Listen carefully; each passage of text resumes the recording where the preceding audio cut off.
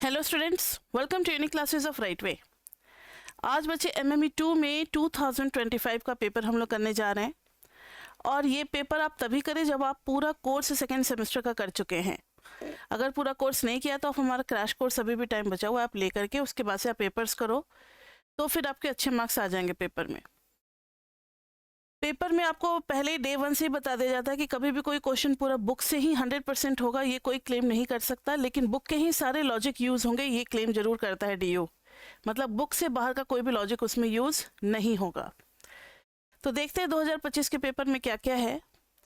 तो देखो जरा, ये जो है ये मैंने पीडीएफ बनवाया है, तो आप इसके ना सॉल्यूशन पे नहीं ध्यान दोगे। ये लोकल राइटर्स की बुक होती है, सॉल्यूशन कभी कभी गलत भी हो सकता है, तो सॉल्यूशन आप अपना हम लोगों वाला देखोगे। ये क्वेश्चन के लिए काफ़ी हेल्प मिल जाता है, क्वेश्चन तो मिल ही जाता है, ठीक है। और अगर आपके पास पेपर है, आपके कॉलेज से लाइब्रेरी से मिला हुआ है, तो बहुत बढ़िया बात है, फिर आप वहाँ से पेपर से देख सकते हो क्वेश्चंस। तो यहाँ देखो, ये है सेमेस्टर 2 का पेपर है, मैक्सिमम मार्क्स 60 लिखा हुआ है, ड्यूरेशन 2 आवर्स है। अब यहाँ देखो section 1, question number 1A, let A be, ये मैट्रिक्स एंड डिटर्मिनेंट से 12, 13, 14 जो हमारा सेक्शन है लीनियर अलजेब्रा, उससे पूछा गया है। 15, 16, 17 से कैलकुलस से भी कुछ क्वेश्चंस पूछे जाएंगे। तो अभी पहले किसे देख रहे हैं हम लोग? लीनियर अलजेब्रा के टॉपिक से देख रहे हैं, ठीक है। तो लीनियर अलजेब्रा में ये जो है, ये आपका चैप्टर 14 से क्वेश्चन पूछा गया, eigen values and eigen vector से। तो let A be n by n matrix, suppose that a has a real eigen value lambda greater than 0। a के पास एक आइगन वैल्यू है lambda. Find the eigen values of the matrix a plus I and a square plus I, where i is an n by n identity matrix, ठीक है। तो देखो तो जरा कैसे करना है। तो इसमें हमें गिवन क्या है? गिवन है, अच्छा थोड़ा सा नीचे कर देते हैं ना, क्वेश्चन नंबर 1 का ए पार्ट। इस बार हमें गिवन है कि lambda is the eigen value of किसका? ए का, आइगन वैल्यू ऑफ ए का। तो बच्चे आप लोगों ने पढ़ रखा है कि आइगन वैल्यू ऑफ ए का मतलब होता है A x is equal to lambda x, A x is equal to lambda x, ये होता है, ये हमें गिवन है। नाउ अब हमें सर्च करना है a प्लस आई के लिए। तो a प्लस आई के लिए क्या होगा, और एक तरफ है a स्क्वायर प्लस आई के लिए, यही था ना, इन दोनों का आइगन वैल्यूज हमें सर्च करना है। a प्लस आई के लिए देखो क्या करेंगे, a plus I into x करके देखो ना, आइगन वैल्यू के लिए यही तो करते हैं कि लेफ्ट हैंड साइड पे क्या करते हैं, ए एक्स करते हैं, और राइट हैंड साइड पे देखते हैं कि कौन सा स्केलर बाहर आ रहा है एक्स वेक्टर के, वही हो जाता है आइगन वैल्यू। तो यहाँ भी हम वही काम करेंगे। तो ये हो जाएगा, इस पे डिस्ट्रीब्यूटिव लॉ लगाएंगे तो A x plus I into x हो जाएगा, ठीक है। अब देखो A x is equal to lambda x तो है ही, तो यहाँ पे लैम्डा एक्स डाल देंगे and this is I into x. X common ले लेंगे तो lambda plus I into x. तो ऐसा नहीं लग रहा कि इस मैट्रिक्स को इस नंबर ने क्या कर दिया है? रिप्लेस कर दिया है, ठीक है। इस नंबर ने क्या कर दिया है? रिप्लेस कर दिया है। और ये जो आई मैट्रिक्स है ना, इसकी जगह पे आप चाहो तो लैम्डा प्लस 1 इंटू एक्स लिख सकते हो। जब स्केलर करना होता है तो आप लैम्डा प्लस 1 कर दिया करो, लैम्डा प्लस 1 कर दिया करो, क्योंकि वो जब मैट्रिक्स के साथ मल्टीप्लाई होगा तो आई होगा, ऐसे वो हमारा 1 नंबर के फॉर्म में हो जाएगा। So lambda plus 1 is eigenvalue for a plus I, ठीक है। समझ में आ गई बात। अब ऐसा ही कुछ a स्क्वायर प्लस आई के लिए भी करना है। तो अब इधर बच्चे लेकर के चलेंगे, a square plus I into X is equal to a square into X plus I into X. अब देखो ना, a स्क्वायर का मतलब है a इंटू एक्स। अब यही एक छोटा सा लॉजिक है, ये इस टाइप का क्वेश्चन आपके बुक में नहीं है, लेकिन बुक से बाहर भी इसका लॉजिक नहीं यूज हो रहा। आइगन वैल्यू के लिए जो डेफिनेशन है उस डेफिनेशन पे बेस्ड है ये क्वेश्चन। तो जिन भी बच्चों को डेफिनेशन अच्छे से समझ में आ गया होगा कि जिसका भी आइगन वैल्यू निकालना उसके साथ एक एक्स मल्टीप्लाई कर दो, राइट हैंड साइड पे देखो कि एक्स के बाहर में क्या स्केलर आ रहा है, वही उसका आइगन वैल्यू हो जाएगा। तो ये बहुत ईजी क्वेश्चन है, ऐसा कुछ टफ नहीं है ये। तो a into X plus I into X. अब एक ए एक्स में क्या हो जाएगा बताओ, a इंटू क्या हो जाएगा, ए एक्स की जगह पे डाल देंगे लैम्डा एक्स और प्लस आई इंटू एक्स। अब देखो ये लैम्डा तो स्केलर है, बाहर ले सकते हैं, a into X plus I into x. फिर से अब इस ए एक्स को देखोगे तो इसकी जगह पे lambda into X plus I into x, ये हो जाएगा लैम्डा स्क्वायर एक्स और आई इंटू एक्स, तो lambda square plus 1 into x नहीं कर देंगे। तो ये किसका आइगन वैल्यू हो जाएगा, ए स्क्वायर प्लस आई का, क्योंकि उसको रिप्लेस कर दिया इसने। So eigenvalue of A square plus I is lambda square plus 1। था ना इजी? हाँ जी। अब बढ़ते हम लोग क्वेश्चन नंबर 1 के बी की तरफ। टोटल इसमें कितने क्वेश्चंस हैं, तो टोटल इसमें होंगे आपके 10 क्वेश्चंस हैं, ठीक है, 10 क्वेश्चंस हैं। तो अभी हम लोग क्वेश्चन नंबर 1 पे हैं, अब आगे बढ़ते हैं। Late A 3x3 matrix. अच्छा, क्वेश्चन तो मैंने शो किया ही नहीं, क्वेश्चन देखो, ये रहा। Let A 3x3 matrix, A has eigen value equal to 2 3। A का आइगन वैल्यू जो है वो 2 3 और 1 तीनों है, 2 3 1।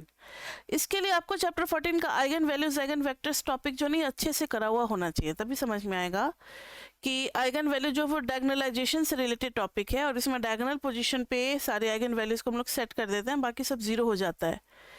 ये भी एक तरीका था आइगन वैल्यू निकालने का। Is the matrix invertible, explain if it is invertible, find the eigen values of A inverse. बहुत बढ़िया क्वेश्चन है ये, देखो जरा। तो इसमें सबसे पहले बात है कि हमारा आइगन वैल्यू दिया हुआ है, आइगन वैल्यूज आर 2 3 1, ठीक है, आइगन वैल्यूज दिया हुआ है। So from diagonalization theory, from diagonalization theory हम मैट्रिक्स ए को लिख सकते हैं, A can be written as, सारे डायगोनल एलिमेंट को यहाँ रख दो, बाकी सब जीरो हो गया।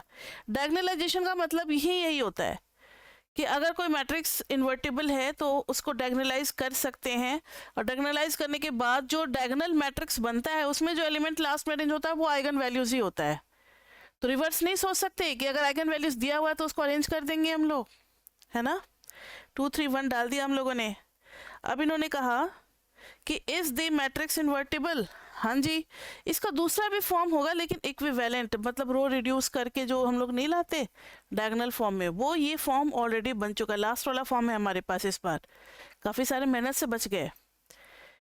अब डिटर्मिनेंट ए निकालोगे तो डिटर्मिनेंट निकालने का तरीका क्या होता है, +2 इंटू 3 माइनस 0, तो 2 into 3 minus 0 minus 0 into 0 plus 0 into 0, ये कितना हो गया बताओ, 6 हो गया, which is not equal to 0, hence invertible. तो जो पहला क्वेश्चन पूछा था कि इज ए इन्वर्टिबल, तो उसका आंसर मिल गया कि हाँ भाई मैट्रिक्स इन्वर्टिबल है। अब इन्वर्टिबल है तो इसके इन्वर्स का भी हमें क्या निकालना है, इसके find the eigen values of A inverse. तो ध्यान से देखो, ए इन्वर्स निकालने का फॉर्मूला क्या होता है, ए इन्वर्स निकालने का फॉर्मूला होता है adjoint A by determinant A. तो अब adjoint A by determinant A निकालेंगे। एडजॉइंट ए के लिए आपको पता है ना, cofactor of A, cofactor of A के लिए plus minus plus minus plus minus plus minus plus. अब हर पोजीशन का कोफैक्टर निकालेंगे। इस वाले पोजीशन का क्या हो जाएगा, उस रो और उस कॉलम को छोड़ दो, 3 माइनस 0 3 आ गया।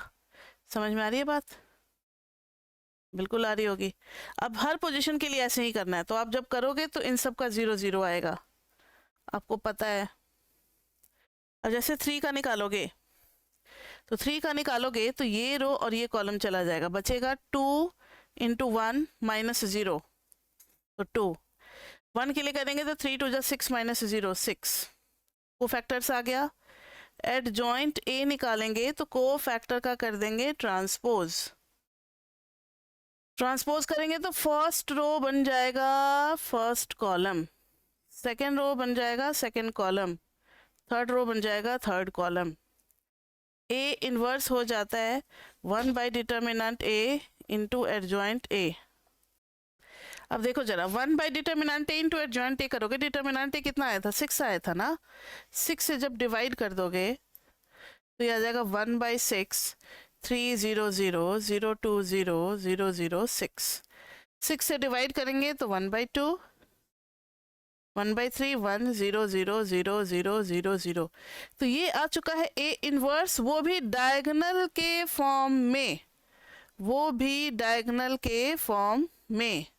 और इसके फिर आइगन वैल्यूज क्या हो जाएंगे 1 बाई 2 1 बाई 3 1, तो eigen values of A inverse are 1 by 2 1 by 3 and 1, ठीक है 1 बाई 2 1 बाई 3 एंड 1। अब शॉर्टकट आप जान लो कि अगर आपको निकालना होगा ना eigen values of A inverse, जब वो डायगोनल फॉर्म में हो, eigen values of A inverse, तो सीधा हम लोग आइगन वैल्यूज ऑफ ए को किससे डिवाइड कर देंगे, आइगन वैल्यूज ऑफ ए को किससे डिवाइड कर देंगे बताओ तो, डिटर्मिनेंट ए से, तो सारे आ जाएंगे हमारे, ठीक है। तो इतना को फैक्टर एडजॉइंट ये सब करने से हम लोग बच सकते हैं, डायरेक्ट भी ये रिलेशनशिप अब आपको समझ में आ गया। नेक्स्ट अब हम लोग बढ़ते हैं क्वेश्चन नंबर 2 की तरफ। क्वेश्चन नंबर 2 देखिए जरा 2 के ए पार्ट में क्या कह रहा है। 2 के ए में है a demand function is given by, ये डिमांड फंक्शन है x as a function of y and p, where y is greater than 0, p is greater than 0 and p is price, x is quantity and y is income, ठीक है। y हमारा income है और p क्या है हमारा price है और x क्वांटिटी है। Is the demand curve negatively sloped, तो इसका चेक करना पड़ेगा कि नेगेटिवली स्लोप्ड है या नहीं। Is the given commodity normal good, तो नॉर्मल गुड का जो कंडीशन है वो भी हम लोग चेक करेंगे। और तीसरा है फाइंड द रिएक्शन, रिएक्शन तीसरा वाला हम लोग बाद में देखेंगे, पहले फर्स्ट देखते हैं is the demand curve negatively sloped, ठीक है। तो इसके लिए ना बच्चे हम लोग निकालेंगे partial derivative of demand with respect to price. तो देखो तो हमारे पास x इज इक्वल टू क्या है 15y स्क्वायर है plus 5y cube p to the power -3 minus 6p cube, y income है पॉजिटिव, p इज प्राइस वो भी पॉजिटिव। अब देखो जरा x जो है वो है फंक्शन y का भी और p का भी है ना, दोनों का फंक्शन। अब del x by del p करेंगे, क्योंकि एक से ज़्यादा वेरिएबल है तो फिर हमें क्या करना होगा पार्शियल डेरिवेटिव। तो पार्शियल डेरिवेटिव के लिए करेंगे तो 15, ये इसमें तो कोई p है ही नहीं, इसमें p है, तो पहला वाला हो जाएगा 0, दूसरा वाला हो जाएगा 5 minus 3 Y cube p to the power में -4, ये नीचे आ जाएगा 6 3 जा -18 p स्क्वायर। अब इसको देखना है हमें, ये है -15 Y cube by p to the power 4 -18 by p square, दोनों ही नेगेटिव है ना, देखो नेगेटिव कॉमन ले लोगे तो 15 Y cube by p to the power 4 plus 18 by p to the power 2, ठीक है, ये 18 है, ये तो पॉजिटिव है और इस नेगेटिव की वजह से क्या हो गया ये चीज़ नेगेटिव, तो yes it is negatively sloped, yes it is negatively sloped. Second part क्या था इसका, सेकेंड पार्ट क्या था जरा देखें। Is the given commodity normal good, normal good के लिए क्या होता है, आपने पढ़ा होगा कि अगर इनकम बढ़ रही है तो डिमांड भी बढ़ेगा तो वो गुड नॉर्मल कहलाएगा, नॉर्मल गुड है। इनकम के बढ़ने पे अगर डिमांड बढ़ता है तो नॉर्मल गुड वाली कंडीशन इस पे हम लोग चेक करते हैं। तो पहले तो नॉर्मल गुड के लिए आप इंफॉर्मेशन लिख लो कि नॉर्मल गुड का मतलब क्या होता है कि if demand increases, if demand increases with increase in income, with increase in income, तो ये कहलाएगा हमारा नॉर्मल गुड, ये कहलाएगा हमारा नॉर्मल गुड। तो देखो x को फिर से लिखना पड़ेगा, x 15y² प्लस 5y³ और p to the power -3 -6 p to the power 3, y is greater than 0, p is greater than 0। इस बार किसके रिस्पेक्ट में डिफ्रेंशिएट करना है? इनकम के रिस्पेक्ट में डिफ्रेंशिएट करना है। तो del x by del income को y से रिप्रेजेंट किया है, तो 30y, और इसको तो नहीं छेड़ेंगे, इसको तो रखे रहेंगे, 5 को भी रखे रहेंगे, 5 p टू द पावर -3, इसका हो जाएगा y³ का 3y², इसमें तो y है ही नहीं, 0। ये क्या आ गया? 30y plus 15y² by p to the power 3, जो कि होगा पॉजिटिव। हेंस पॉजिटिव आने का मतलब क्या है कि नीचे वाला जब y हमारा बढ़ेगा तो x भी बढ़ेगा, यानी इनकम के बढ़ने से डिमांड भी बढ़ेगा। Hence yes it is a normal good, yes it is a normal good. ठीक है, अब आते हैं हम लोग थर्ड पार्ट पे। थर्ड पार्ट में क्या है जरा देखें। Find the reaction of demand to price as income increases, मतलब जो डिमांड का प्राइस के साथ था ना, उसको अब इनकम बढ़ाने पे देखना है कि उसका क्या रिलेशनशिप है। And the reaction of demand to income as price increases, मतलब सिंपल सी बात है, हमें सेकंड डेरिवेटिव निकालना है, वो भी क्रॉस वाला, अपोजिट वेरिएबल वाला, अपोजिट वेरिएबल वाला क्रॉस वाला निकालना है और फिर डिस्कस करना है। नहीं आई बात समझ में? यहाँ देखो, ये दिया हुआ है डेल x, ये हो गया डिमांड टू प्राइस, इसका देखना है विथ रिस्पेक्ट टू इनकम, यानी ये डिमांड टू प्राइस का रिएक्शन होगा, डिमांड टू प्राइस का रिएक्शन होगा विथ किसके साथ? Reaction with income. ये मतलब हो गया कि जो पहले से डिमांड टू प्राइस है उसका अब इनकम बढ़ाने पे क्या असर पड़ेगा, उस पर dx बाई डी बढ़ेगा या कम होगा, ये हम लोगों को पता लगाना है। ठीक है, तो देखो del by del Y, del X by del P तो निकाला हुआ है हम लोगों ने, ये रहा पूरा del X by del P, इसी को ले लेते हैं वहां पर, -15y³ by p to the power 4 plus 18p²। अब जब निकालेंगे तो इसमें सिर्फ y है, तो ये हो जाएगा -45y² by p to the power 4 और इसका हो जाएगा 0। ये तो नेगेटिव आ रहा है, इसका मतलब है when income increases then demand to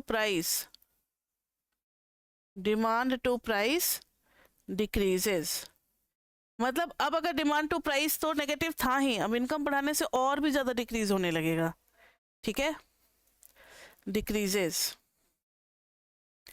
इसी तरीके से दूसरे वाला हमें करना है, डेल बाई डेल पी, मतलब reaction of demand to income when price increases, when price changes. तो जो पहले रिएक्शन है रेशियो, वो वाला फर्स्ट डेरिवेटिव होगा, उसको फिर हम लोग दोबारा डिफरेंशिएट करेंगे।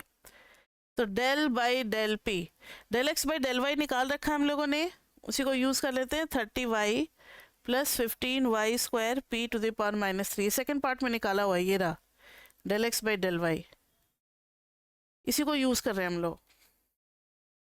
तो ये क्या आ जाएगा, यहाँ तो p है ही नहीं, 0 हो जाएगा, यहाँ पर p है बच्चे, तो -45y² p to the power -4, ये भी नेगेटिव आ गया। तो इसका मतलब क्या है, सो डिमांड टू इनकम, मतलब इनका ratio demand to income decreases when price increases. ठीक है, जब प्राइस बढ़ेगा तो डिमांड का इनकम के साथ जो रिलेशनशिप है dx by del X by del Y, वो भी क्या होगा, डिक्रीज करेगा, नेगेटिव आ गया इसलिए। ठीक है, और भी कुछ है क्या क्वेश्चन नंबर 2 के पार्ट में, एक बार देख लें। बी है, क्वेश्चन नंबर 2 का बी भी है, ए के ही 3 पार्ट थे, अब क्वेश्चन नंबर 2 का बी पे आते हैं।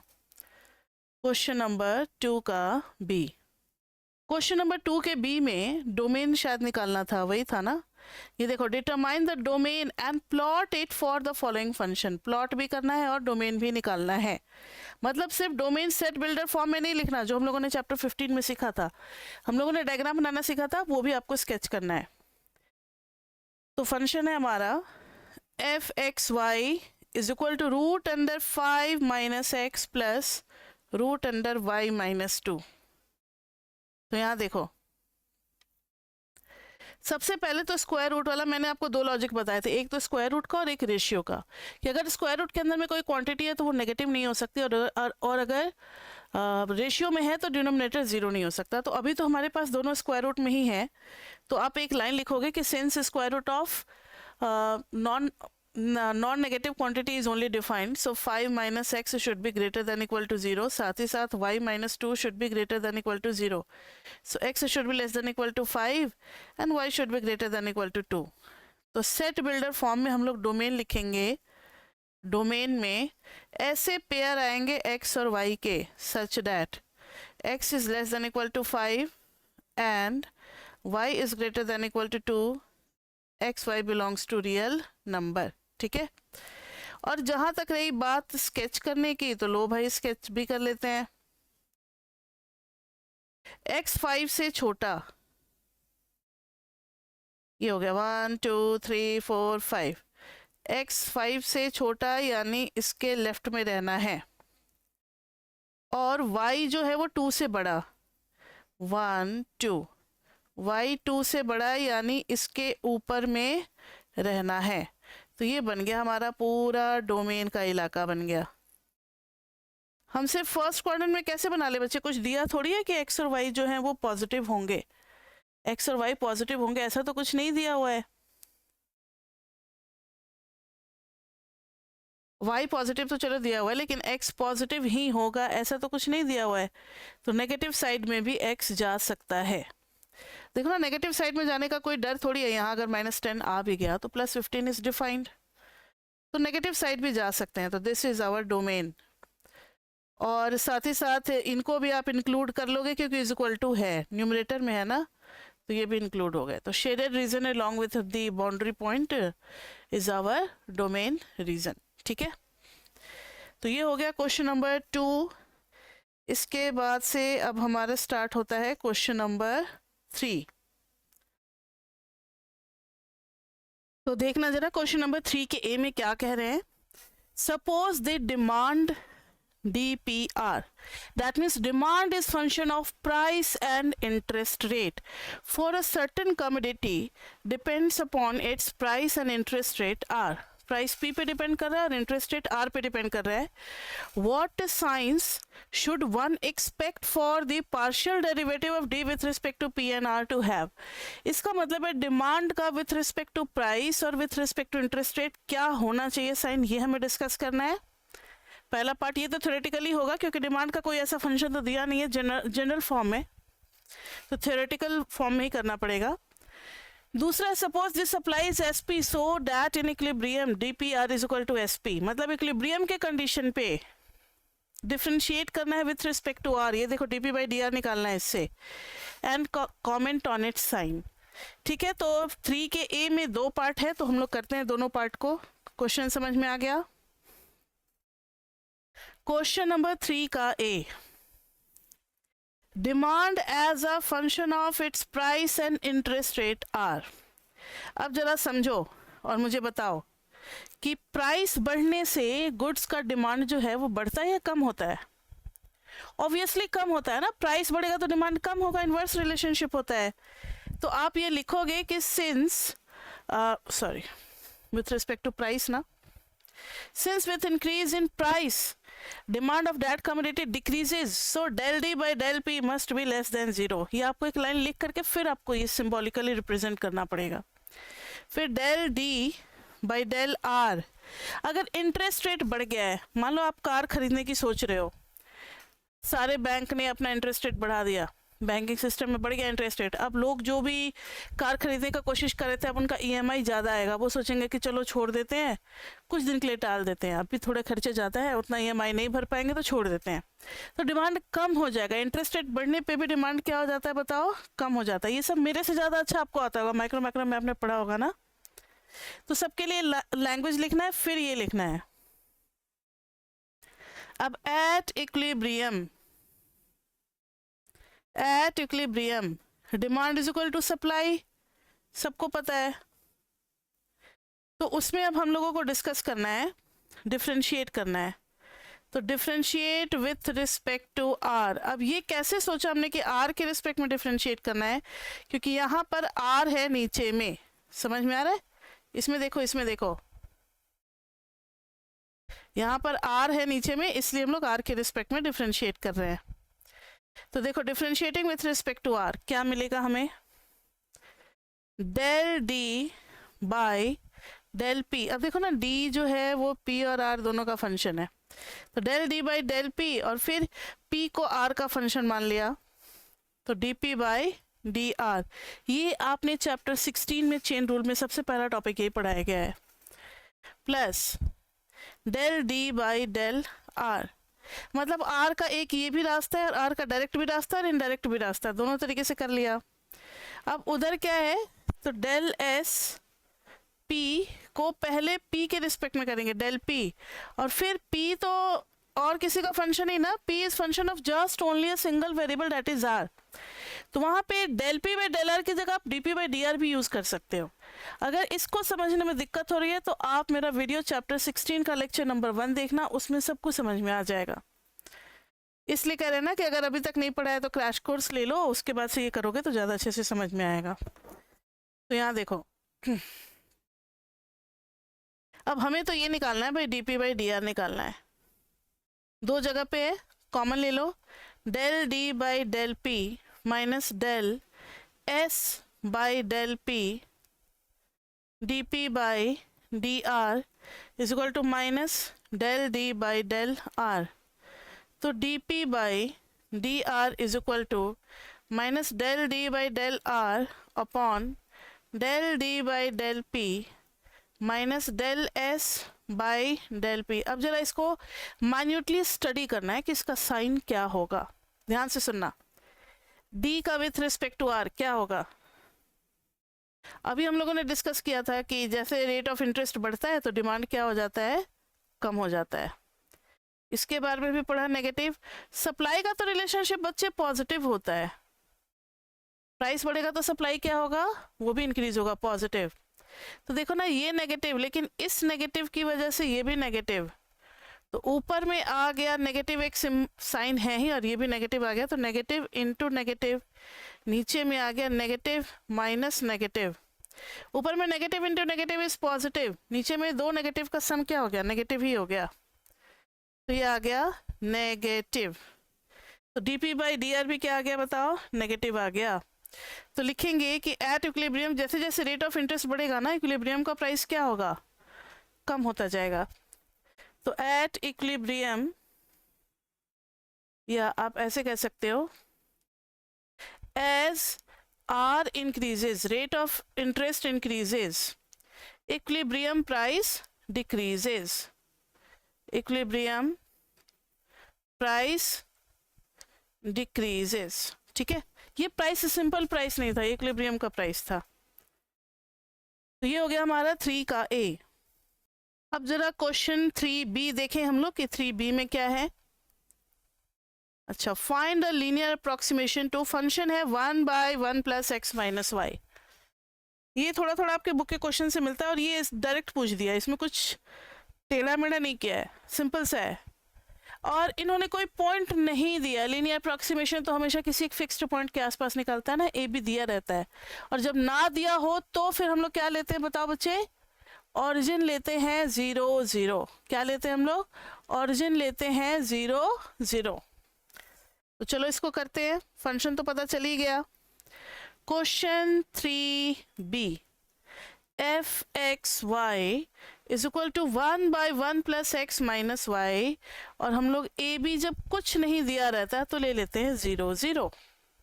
ठीक है। अब इसका लीनियर अप्रॉक्सीमेशन निकालना है। लीनियर अप्रॉक्सीमेशन का फॉर्मूला क्या होता है? F x Y is equal to F zero zero plus F x dash into x minus zero plus F Y dash into Y minus zero. तो एफ ज़ीरो ज़ीरो क्या हो जाएगा निकालना ज़रा। 1/1 प्लस ज़ीरो माइनस ज़ीरो, तो 1 आ गया। अब f x dash करेंगे तो क्या हो जाएगा? -1 पहले नीचे वाले ब्रैकेट का 1 प्लस एक्स माइनस वाई का होल स्क्वायर, और x के रिस्पेक्ट में 1 का तो 0 और x का हो गया 0 और x का हो गया 1 और y का हो गया 0। तो ये आ गया -1/1 प्लस एक्स माइनस वाई का होल स्क्वायर। और ये भी निकालना है at 0 0 F x dash is equal to 0 0 डालेंगे तो -1। अब एफ वाई डैश निकालेंगे, एफ वाई डैश निकालेंगे तो -1/1 प्लस एक्स माइनस वाई का होल स्क्वायर, और y का करेंगे तो -1, तो ये आ जाएगा 1/1 प्लस एक्स माइनस वाई का होल स्क्वायर। अब निकालेंगे at 0 0 F Y dash is equal to 1/1 plus 0 minus 0 का होल स्क्वायर, डैट इज 1। तो देखो तीन वैल्यू है हमारे पास, f0 0 F x dash and f Y dash. अब f x Y is equal to f0 0 plus F x dash into x minus 0 plus F Y dash into Y minus 0। f0 0 कितना आया था बताओ बच्चे? 1 आया था। ये कितना आया था? -1 इंटू एक्स और +1 इंटू वाई, तो ये आ गया 1 माइनस एक्स प्लस वाई। और ये क्या था? 1/1 प्लस एक्स माइनस वाई। तो ये लगभग किसी भी नॉन लीनियर फंक्शन को अप्रॉक्सीमेटली लीनियर बनाने का तरीका यही होता है। लीनियर का फॉर्मूला बता दिया, यानी आप 0 के आसपास की वैल्यू के लिए कोई भी वैल्यू पुट करोगे तो डायरेक्टली इससे भी निकाल सकते हो 1 minus X plus Y. Reciprocal करने की ज़रूरत नहीं है। ये भी आपको लीनियर अप्रॉक्सीमेशन चैप्टर 16 में पढ़ाया गया, तो आप वहाँ पे देख सकते हो। तो ये थे 3 क्वेश्चन, टोटल 10 क्वेश्चन है। तो फर्स्ट वीडियो में 3 होगा, सेकंड वीडियो में 3 होगा, और लास्ट वीडियो में 4 क्वेश्चन होगा। तब तक आप थोड़ा सा, जैसे वार्म अप होता है तो लास्ट में फिर टफ वाला करते हैं ना, वैसे तो लास्ट में 4 क्वेश्चन डाल देंगे। तो अभी तक के लिए इतना ही बच्चे, फिर मिलते हैं सेकेंड क्लास में 2025 में पेपर MME 2, जिसको कि intermediate mathematical methods for economics कहते हैं, उसी पेपर का क्वेश्चन नंबर 4A से हम लोग स्टार्ट करेंगे। तो अभी तक के लिए इतना ही बच्चे। वीडियो में ये फ़ायदा होता है आपको कि आप जितनी बार मर्जी उतनी बार आप उसको बैक करके पीछे करके देख सकते हो। मतलब टीचर को जितनी बार उतनी बार आप पढ़वा सकते हो। क्लास में ये चीज़ पूछने में बहुत बच्चों को हेजिटेशन होता था, अरे मेरा ध्यान भटक गया था, मैम से कैसे बोले कि दोबारा करा दो। तो वीडियो में ये फ़ायदा होता है, ठीक है, अपने हिसाब से देख सकते हो।